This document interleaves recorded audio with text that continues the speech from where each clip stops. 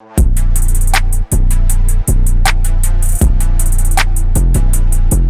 up, it's your boy Aidan, and these are the 10 things I do once I make it to the league.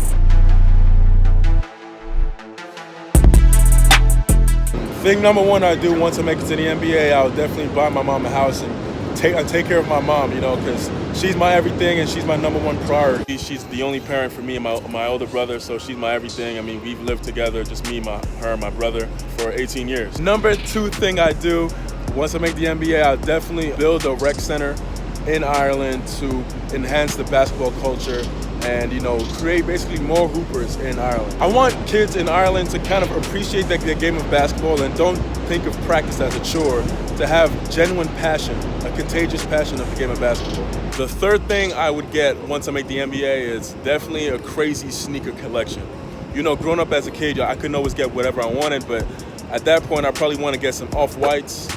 I probably want to get, you know, some Yeezys, some Balenciagas, a lot of Italian-style kicks. The fourth thing I definitely get once I make it to the NBA is a personal chef. What you put into your body is what you get out, so definitely the value of the nutritional base is what I'd focus on. The fifth thing I'd get once I make it to the NBA, I would definitely have to get a car. I mean, I don't even got a car right now, so definitely I would get a Range Rover just because it has to fit me.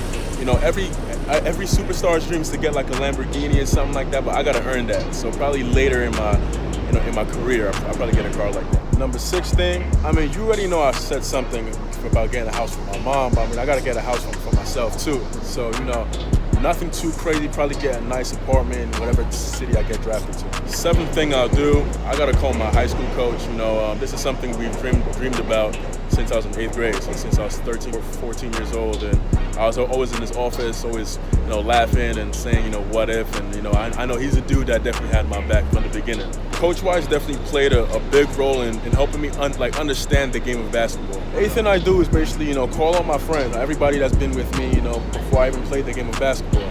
It's always good to show love and, you know, really take care of your circle. Ninth thing I'll do is probably have a big celebration party. You know, this is something friends, families, you know, we've dreamed about this day, you know, and it's a day that everybody's life changes. So we'll definitely have a big party, just, you know, just to celebrate and look back, you know, about all the hard work and all the late nights and early mornings that we did. You know, when me, my friends, my family get together, you know, it's everything away from the game of basketball. It's, you know, it's genuine love, you know, talking, laughing, you know, making fun of me of when I was a kid, you know, stuff like that. So, you know, the fact that, you know, our lives are changing on that specific day, you know, and everybody was a part of it, because without them being my support system, I wouldn't be anything. Finally, number 10. I think it's important to me to be humble and be reflective. I think it's meant to be healthy, you know, just to kind of, you know, unplug yourself from everything and kind of give yourself props, because most athletes now are very humble people, and, you know, and then with being so humble, we kind of like undervalue what we're doing. These are the 10 things I do once I make it to the league.